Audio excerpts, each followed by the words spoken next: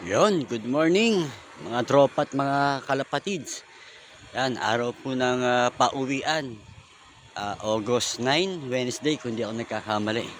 Yan, galing po ng Capas Tarlac. Yan, from Capas Tarlac, away from Milo. It's about 141 kilometers air distance. So, kung di po ako nagkakamali. So, yun, may first bird na po tayo. Hindi ko lang na-videohan. So, naglilinis kasi ako ng loaf.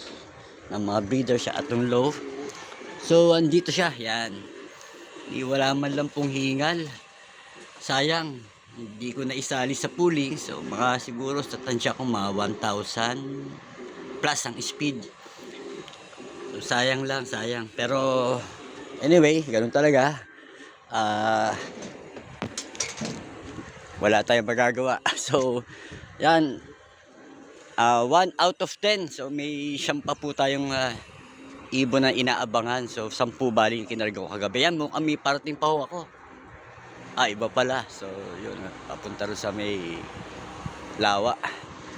So, nag-aabang pa po ako. So, sana makauwi po silang lahat. At para sa tingin ko po, mga last 3 training pa kami. So para bago mag-derby po.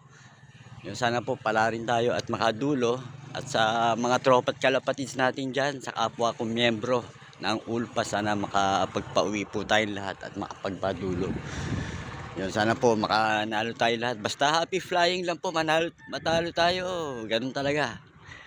So, yan, magandang araw po sa inyo lahat.